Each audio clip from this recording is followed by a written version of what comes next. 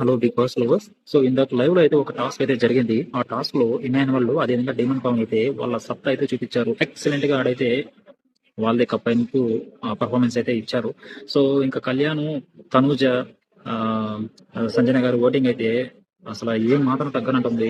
ఈ తనూజకి అదే విధంగా కళ్యాణ్ ఓటింగ్ అయితే 0.5% డిఫరెన్స్ ఉంది. పోటాపోటీగా అయితే ఓటింగ్ జరుగుతుంది వీళ్ళిద్దరి మధ్య.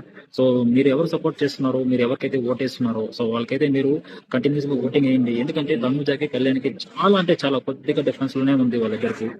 అదే విధంగా డీమన్ పవన్ కి అదే సంజనాకి వీళ్ళిద్దరు ఓటింగ్ అయితే చాలా, అదే విధంగా డీమన్ పవన్ ఓటింగ్ కూడా చాలా హైయెస్ట్ గా ఉంది. సో ఈ ఇతని ఓటింగ్ అదే విధంగా ఇమాన్యువల్ ఓటింగ్ చూసుకున్నట్లయితే ఇమాన్యువల్ కి కొంచెం తక్కువగా ఉంది. డీమన్ పవన్ టాప్ 3 రావడానికి ఛాన్సెస్ అయితే ఎక్కువగా ఉన్నాయి. బట్ ఈ వీక్ లో ఆ అబ్బాయి గాన పర్ఫార్మెన్స్ బాగా ఇచ్చి ఆడియన్స్ గాన ఓటింగ్ గాన మారినట్లయితే సో ఆయన వినర్ అవడానికి కూడా ఛాన్సెస్ అయితే ఎక్కువగా ఉన్నాయి.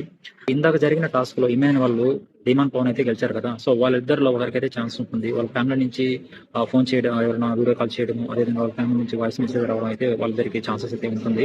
సో ఈసారి వాళ్ళిద్దరిలో ఎవరు యాక్సెప్ట్ చేస్తారో, ఎవరు దాన్ని సాక్రిఫైస్ చేస్తారో చూద్దామని. మీరు ఎవరికైతే సపోర్ట్ చేస్తున్నారో వాళ్ళకైతే మీరు సపోర్ట్ చేయండి. ఎందుకంటే మీరు స్టార్టింగ్ లో చేసిన సపోర్ట్ వేరు, ఈ ఫైనల్ లో చేసే సపోర్ట్ వేరు. సో ఈ 1 వీక్ మీరు చేసే సపోర్ట్ మీదే ఆధారపడి ఉంటుంది. మీరు అనుకున్న వ్యక్తి గెలవడానికి ఛాన్సెస్ అయితే ఎక్కువగా ఉంది.